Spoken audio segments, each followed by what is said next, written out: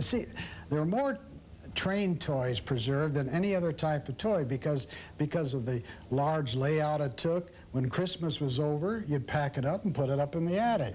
And so we find a lot of well-preserved trains because of the care. Whereas a regular toy, the kids would play with it till it was all beaten to pieces, you throw it away, but not a train. No, it was an expensive toy, and one that could be used year after year, and you could add the little things to it, and it became a whole new experience. Every year, my father would add a little house or a little car, not fast enough, of course, but we'd add to it every Christmas. Now, when I look at this table, I see a lot of trains. Are there any here in this room that were yours when you were a kid?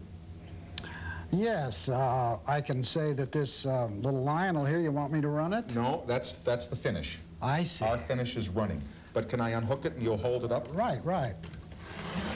This was running in 1926. Let's see, I was in the 6th grade, something like that. This is a beautiful train. Two motors underneath. Yes, How about that? Very powerful. And I had a lousy little Ives cast iron with one motor. But no, I'll put it on while you're talking. Go ahead. Okay. And I'll handle with care. Yeah, don't drop it. No, no. All of these trains are made out of heavy steel, or we call it tin plate. Of course, now everything is plastic. I can't stand it because if you leave it too close to the heater, it bends. What about this item here in the center? Give me the genealogy of that. That is one of the first Lionel electric trains, and it was a trolley car. Wait if we can see it. You want to pick it up? Yeah, I want to pick it up. Yeah, it's made like a summer car. Gently. Right.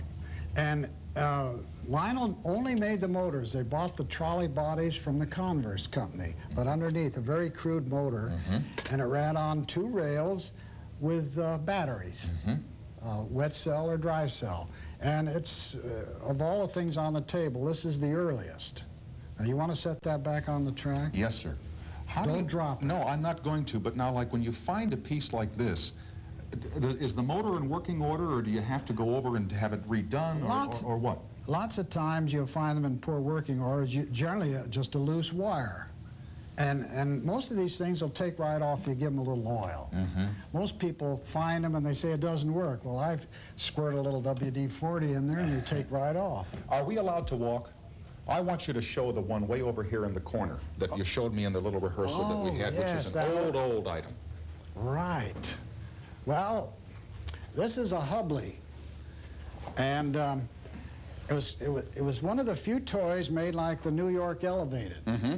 And they're still there, you know, in some cities, the elevateds, and they look remarkably like this. And you wound up 2 motors up here in the center. And the his little. Oh, we've got to put it back on the track. Here we go. Very rare toy. We only know about 4 of them. In the world? Yes, because they didn't sell many of them. It's a beautiful toy, very hard to put together. Now tell why you have to, when you stop it, leave it a little bit off the track. Well, I have to make sure it's derailed a little because one night this thing took off and it tripped the sensitive burglar alarm, which is sensitive to movement. And I woke up in the house and I said, aha, somebody's out in the train room playing with my trains. I must go out there and show them how they work. What would happen if there were somebody out here playing with your trains that you didn't want to play with your trains? I'd ask to see his license. What about these little things here? Now I see Ives number 17. This is a very early wind-up. It's 1901. This is one of the first little toy trains to run on track. They imported the track from Germany. Up to this time, all of our trains, you pulled them along the floor. Right. No track. But this is a beautiful little train that I still have the box that it comes in. Do they go off the track at your house like they do at mine? Sometimes. Yeah. But you notice that the track is banked. The ties aren't flat. They're tipped. Right. That's like a racetrack, That keeps them going. Well, that's true. Wonderful little motor. They run forever. This came with switches and crossovers, but in those days the kids had to be satisfied with very limited operation. The minute we had electricity, they threw all these wind-ups away. Now this is a foreign piece here? No, that's Ives. That's this station? their first Ives glass dome station. very rare with the glass. Wait, now let's see if we can see it. Yep, we can see it. All right, now come back over here because I want you to tell me about two pieces that I sneaked from your other room. I see. You sneaked. Yeah, I want you to tell about this. Okay? And I want you to tell about this. These two. Well, Roll them up and you can tell. These are modern. Where did you get these? I found that in the toy room. These- I have one at home, and you have one too, but yours is different from mine because it has a sticker on that mine doesn't have, but go ahead. Lionel made these cars for our TCA convention we had in Disneyland back in 1971, and I designed it with Mickey and all the Disney characters on it. They made an exception, even though we only made 1,500 of these cars, and they were given out as souvenirs. Now, just last year, the Toy Train Operating Society, which is another organization, wanted me to do this Hollywood car because it took place in Hollywood, the convention. So I did that. You can see Charlie Chaplin on both sides up here in the film and so forth. So I get roped into doing a few of these things now and then. The audience should know that Mr. Kimball is very generous, not only with his train room for those of us who are in love with these things, but also with his talents, as is witnessed by these cars, which I might say over the years have acquired a value which is more than sentimental. That's what happens if you have a limited number of cars put out, then all of a sudden they become collector's If you items. make 1,500 and 4,000 people want them, they become collectors. You got trouble. You got trouble. Now, is this it for trains, or do you have more? Oh, no. Cue him, he said. I'm glad you asked. Okay, you have what's...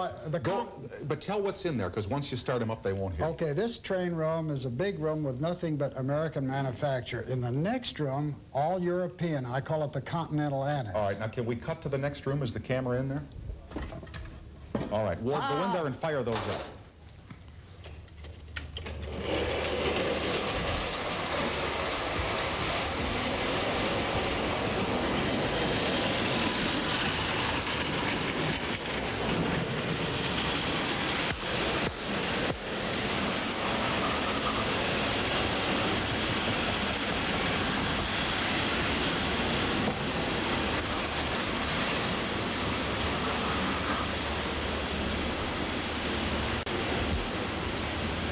I want to see that some more.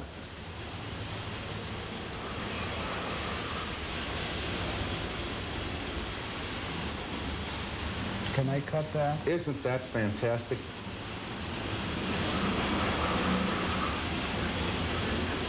Those wind-up trains go pretty fast, don't they? Oh, yes.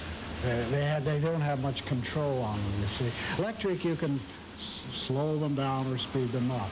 Those are doing pretty well in Yes, there. they are. Now I want to come back in here because we talked about this old Lionel trolley.